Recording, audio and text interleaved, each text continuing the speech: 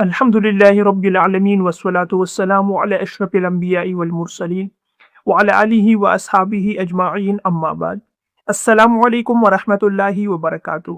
میں ہوں عباس خٹک اور آپ لوگ دیکھ رہے ہیں میرا یوٹیوب چینل عباس خٹک آفیشل۔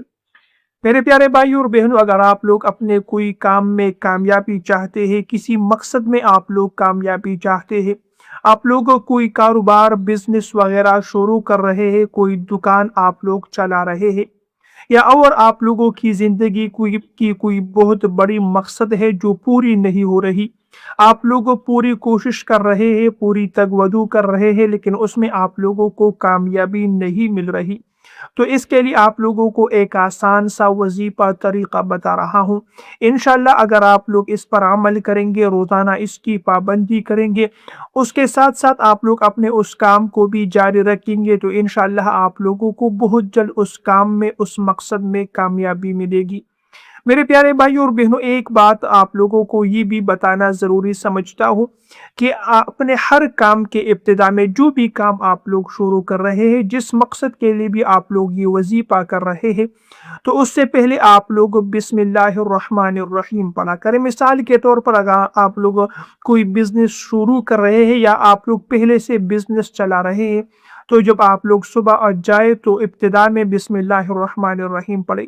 آپ لوگ اپنا کوئی چھوٹا سا دکان وغیرہ کریانے کا دکان چلا رہے ہیں، تو اس دکان کو کھولنے سے پہلے بسم اللہ الرحمن الرحیم پڑھا کریں، کیونکہ حدیث پاک میں آتا ہے کہ جس کام کی ابتدا بسم اللہ الرحمن الرحیم سے نہ ہو تو پھر وہ کام ٹوٹا پوٹا رہتا ہے، وہ مکمل نہیں ہوتا۔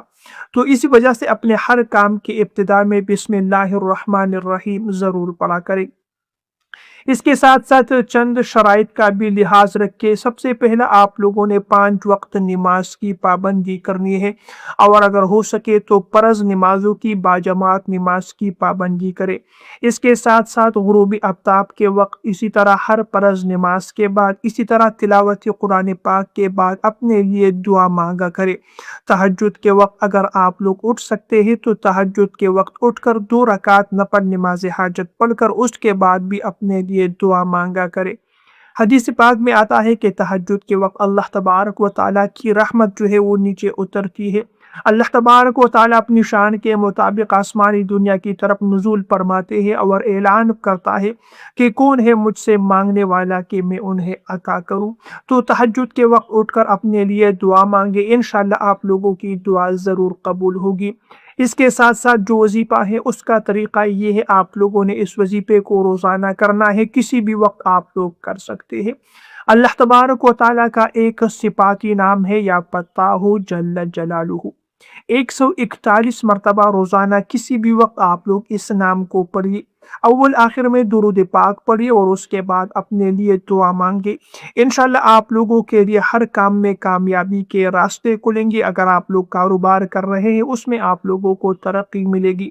کسی خاص مقصد کے لیے آپ لوگ یہ وظیفہ کر رہے ہیں، تو آپ کو اس مقصد میں بھی کامیابی ضرور ملے گی۔ تو یہ ایک چھوٹا سا وظیفہ تھا، بہت آسان ہے، بہت مختصر ہے۔ 141 مرتبہ یا فتاح جل جلالہ پڑھنا ہے۔ 10 منٹ بھی آپ لوگوں کے نہیں لگتے، لیکن انشاءاللہ آپ لوگوں کو ہر کام میں کامیابی ضرور ملے گی۔ اگلی ویڈیو تک کے لیے آپ لوگوں سے اجازت چاہتا ہوں، اپنی دعاؤں میں ضرور یاد رکھا کریں۔